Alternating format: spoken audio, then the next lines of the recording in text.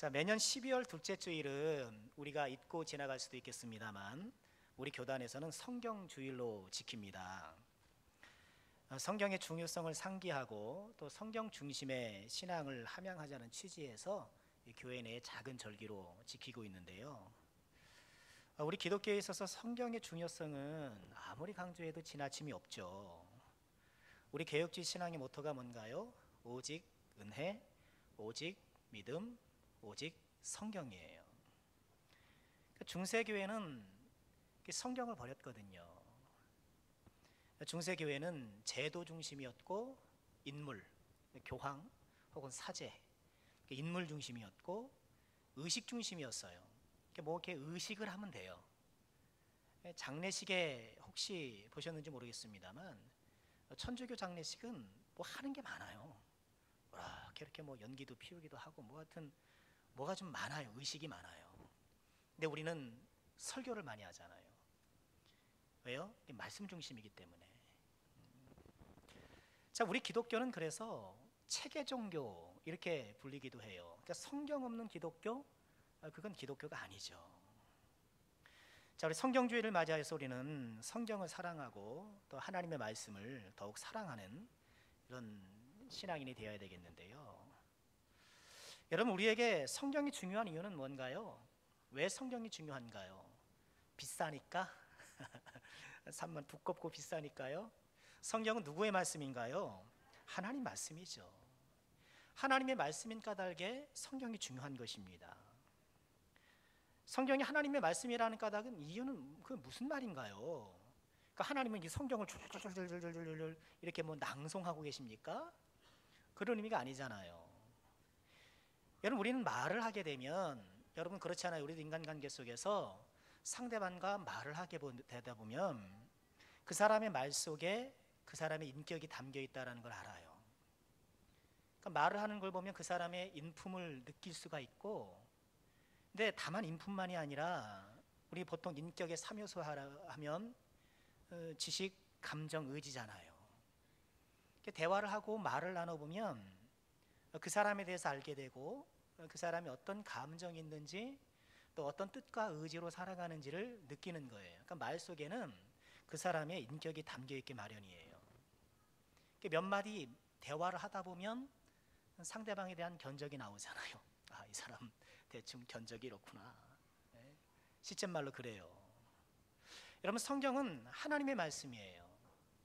성경 속에 나와 있는 그런 인물들의 이야기를 통해서 또는 선지자들의 선포를 통해서 그 선포를 받고 또 하나님 앞에 올려드리는 찬양과 기도를 통해서 혹은 역사를 통해서 이렇게 다양한 방식으로 하나님에 대한 것들이 담겨 있는 것이 이 성경이에요.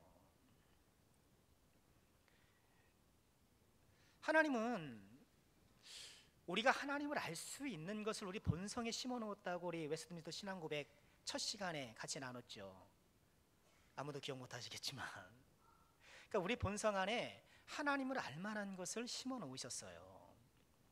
그리고 하나님의 창조 세계와 이 창조 세계를 운행해 나가는 것을 조금 어려운 말로 섭리라고 하는데, 하나님의 창조와 섭리를 유심히 관찰하면 하나님이 계시는구나 하는 것을 누구나 다 알게 돼요.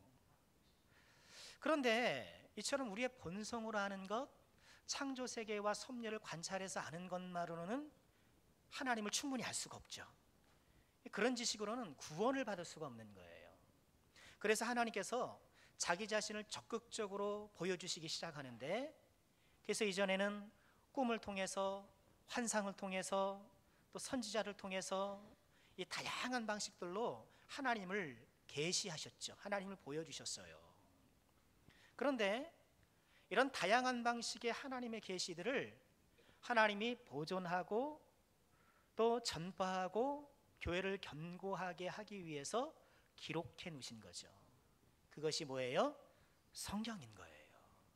그러니까 성경에는 하나님에 대한 지식과 하나님이 어떤 분인가 또 하나님의 뜻이 무엇인가가 이 성경에 다 담겨 있는 것이죠. 그러니까 우리는 성경 없이는 하나님을 알 수가 없는 것이에요.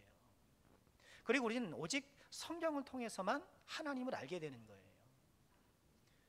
소위 요즘 보면 이전의 방식들을 자꾸 차용해서 예언을 하기도 하고 이렇게 본인의 주관적 체험에 따라서 하나님 이렇다 저렇다 이야기하는 사람들이 있는데, 그 모든 주장들은 성경을 통해서 검증되어야 되죠. 그리고 성경의 범위를 벗어난 것은 올바른 하나님에 대한 지식이 아닌 것이죠. 자, 우리는 어떻게 성경 중심, 말씀 중심의 삶을 살 수 있을까? 오늘 말씀을 통해서 두 가지만 좀 적용해 보고 성경 퀴즈 대회를 하려고 합니다. 첫 번째는요, 이 세상의 아름다움은 풀이요 꽃과 같다라는 걸 아는 거예요. 우리 6절 말씀 함께 보실까요? 말하는 자의 소리 이르되 외치라. 대답하되 내가 무엇이라 외치리까 하니 이르되 모든 육체는 풀이요 그의 모든 아름다움은 들의 꽃과 같으니 풀은 마르고 꽃이 시들면 여호와의 기운이 그 위에 불림이라. 이 백성은 실로 풀이로다. 6절과 7절 말씀이 말씀하는 것은 무엇인가요? 우리 인생은 풀이라는 거예요. 풀. 그리고 우리 인생이 피어내는 어떤 좀 좋아 보이고 아름다운 것들도 꽃에 지나지 않는다는 거예요. 우리 인생은 풀이고 우리가 이 풀이 피워내는 것 좀 아름다워 보이긴 하지만 한철 꽃에 불과하다라는 거예요. 여러분, 우리가 하나님의 말씀을 나의 삶의 중심에 들이지 못하는 이유가 뭘까요?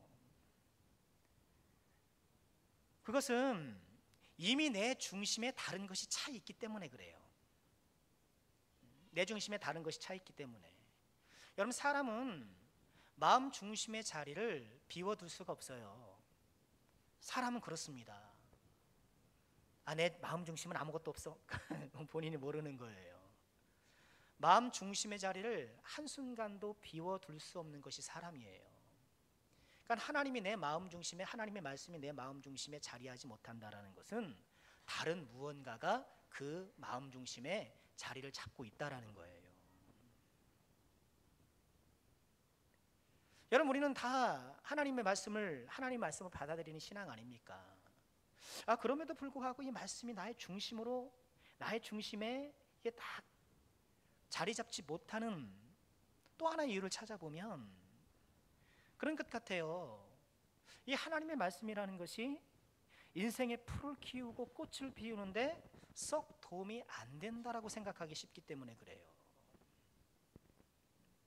여러분, 어떤가요? 말씀대로 사는 게 쉽던가요? 저보다 더 잘하실 것 아닙니까? 하나님 말씀대로 살면 불편한 게 많아요. 아니, 세상 사람들은 무슨 말씀입니까? 다 제쳐놓고 온갖 방법 다 동원해서 자기 욕망의 풀을 키우고 욕망의 꽃을 피우려고 다 달려가는데, 내 인생의 풀을 키우고 내 욕망의 꽃을 피우기 위해서 좀 말씀이 거추장스럽다는 생각이 들 때가 있는 게 사실이에요. 왜요? 성경은 자꾸 뭘 하라 그러지. 하기 싫은데 하라 그러고, 또 어떤 것은 하고 싶은데 하지 말라 그러고, 자꾸 나의 욕망을 제어하고 나의 어떤 생각과 나의 어떤 뜻을 자꾸 제약하는 것 같기 때문에 성경은 쉽게 우리 마음의 중심에 들이지 못하는 거예요. 여러분, 우리가 기억할 것은 무엇인가요? 여러분, 이 세상은 풀에 지나지 않고 이 세상의 영광은 그 풀 끝에 달린 꽃에 지나지 않는다는 거예요. 여러분, 이것을 꼭 기억해야 돼요. 말씀을 제쳐놓고 내가 키우려고 하는 그 인생의 풀이라는 것이, 말씀을 잠시 내려놓고 내가 피우려는 그런 인생의 꽃이라는 것이 결국은 다 순간이라는 것. 건불 10년이고 화무 10년이라는 그런 말씀처럼요. 또 요새는 꼭 그런 것 같지도 않더라고요. 11월 말에 날이 따뜻했잖아요. 요즘 며칠 추웠지만 아파트 앞에 동백꽃이 피었더라고요. 꽃이 정신을 잃었어요. 오늘 오전 설교 말씀대로 좀 정신을 좀 차려야 되는데 꽃이 정신을 못 차리고 동백꽃이 피었더라니까요. 여러분, 그렇죠? 그런 거 보셨을 거예요. 건불 10년이고 화무 10년이라는 말처럼요, 여러분, 이 세상의 영화는 다 사라지는 것들이에요. 여러분, 우리가 이것을 잊지 말아야 합니다. 이스라엘 지방은 우기와 건기가 뚜렷하잖아요. 11월부터 2월까지가 우기예요. 성지순례를 가면 고기간에 가야 된대요. 다른 기간에 가면 더워가지고 고생만 하고 온다는 거예요. 근데 3월이 되면 이 모래를 동반은 사막에 뜨거운 열풍이 불어닥친다고 해요. 그 열풍의 이름을 함신이라고 부릅니다. 아랍어로 50이라는 뜻인데요, 이 열풍이 한 50일 동안 이렇게 부는 모양이에요. 이 함신 바람이 불면, 이 뜨거운 온풍기 같은 바람이 불기 시작하면 우기에 반짝 피었던 푸른 풀과 꽃들이 다 사그라지는 거예요. 다 사그라지고 이런 황토빛 들녘, 황토빛 산으로 다 변한다는 거예요. 오늘 말씀은 그런 배경을 염두에 두고 말씀하는 건데요. 여러분, 그렇습니다. 함신이라는 바람이 불어오면 중동의 풀이 다 마르고 꽃이 시들어 버리는 것처럼, 여러분, 언젠가 우리 인생에 이런 죽음의 바람이 불어오고 끝바람이 불어온다는 것을 우리는 정말 잊지 말아야 합니다.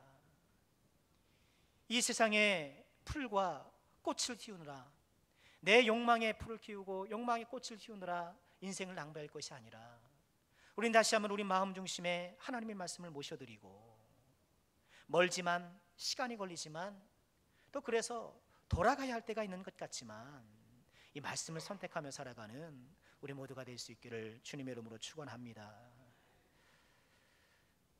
또 우리는 어떻게 성경 중심, 말씀 중심의 신앙을 가질 수 있을까요? 오늘 말씀을 통해서 보면 이 하나님의 말씀이 영원하다는 것을 기억해야 합니다. 우리 하나님의 말씀은 영원해요. 풀은 마르고 꽃은 시들지만 하나님의 말씀은 영원하다. 하나님의 말씀은 영원하다는 거예요. 여러분, 우리가 기억해야 될 것은요, 하나님의 말씀을 따라가는 사람에는 놀라운 신비가 있다는 거예요. 그러니까 내 욕망의 풀과 꽃을 피우기 위해서 잠시 말씀을 제쳐놓으면 순간 편하고 순간에 이득이 있는 것 같으나 인생이 점점 시들어가요. 반면에 하나님의 말씀을 중심에 모시고 따를 때에는 그 순간이 힘들고 돌아가고 좀 답답해 보여도 그의 사람의 삶이 점점점 강해지더라는 거예요. 여러분, 이 사실을 우리가 사무엘하 3장 1절에서 발견할 수 있어요. 오늘 성경 주일이니 한번 찾아보실까요? 사무엘하 3장 1절입니다.